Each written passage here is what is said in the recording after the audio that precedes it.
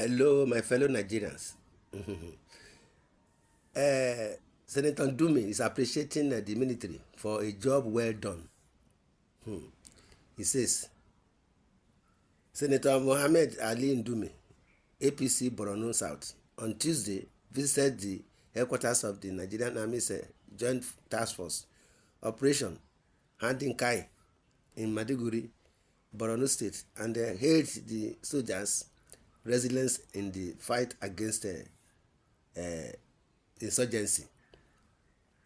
Ndume's visit was aimed at expressing condolence to the families of those who lost their lives in the fight.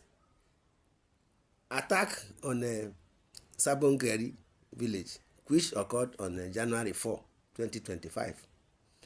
The senator sought to evaluate the military's ongoing efforts to combat insurgency and commended their commitment to safeguarding lives and property.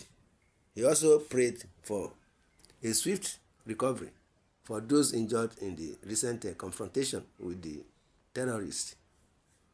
On Wednesday, the Defense Headquarters, via a statement from Director of Defense Media Operations, Major General Edward Buba, reported that joint air and ground forces had neutralized over 34 terrorists during their attack on the Sabongeri community.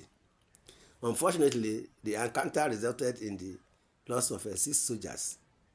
Southern Borno, particularly regions like Mandara Mountain, Damboa, and parts of Askira Uba local government area has been facing ongoing security challenges.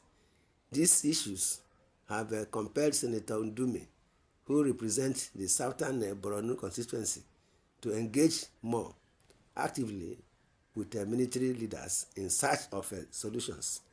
During his visit, Senator Ndume privately met with Major General Waidi Shuaibu, the theater commander of Operation Hardin Kai. Recent security breaches, including attacks on the Kauji, Wajiko, and Sabongeri within his constituency, likely influenced their discussions.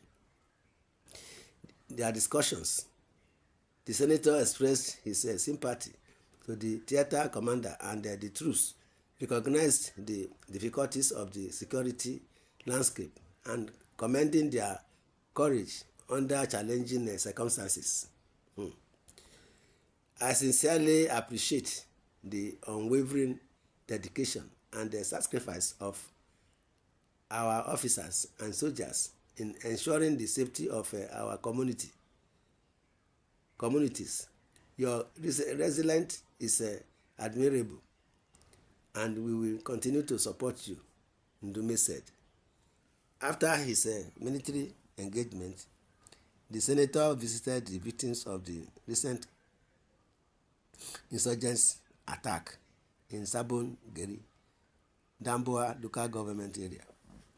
He interacted with the affected individuals, empathizing with their hardships and offering moral and financial assistance to help them build their lives. My brothers and sisters, this is what we are saying. Security is paramount. Without security, there won't be any peace. There won't be any productivity. So this is what is going on. See in the comment sections here what one of our own is saying.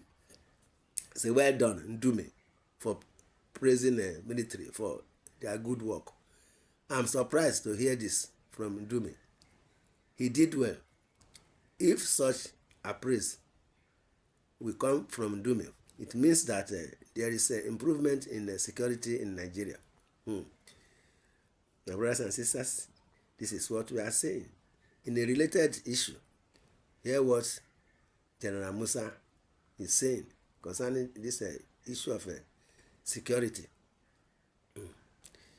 You see, like I said earlier, that security is more key to good governance. General Christopher Musa, Nigerian State Chief of Defence Staff, has disclosed that most of the surrendered insurgents from Boko Haram and the other terrorist groups always have hard currencies on them. General Musa lamented, however, that Nigeria does not have the jurisdiction to trace and track the source of such funds. He hinted that such funds are part of the larger pool of what the terrorists have been using to train themselves and buy weapons for over 15 years. The CDS, who spoke during a recent interview with Al Jazeera, therefore called on the United Nations to investigate the source of such funds, adding that it is obvious the insurgents are getting international support to sustain themselves and carry out terror activities for almost 2 decades. General Musa submitted that it is only the UN that has the jurisdiction to trace and track the source of funding that the insurgents members and other insurgents have been using to produce equipment and other logistics for over 15 years. We have talked to international communities.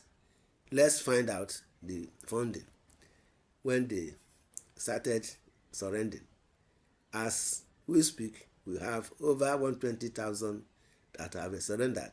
Most of them, when you find them, they are coming from with hard currencies.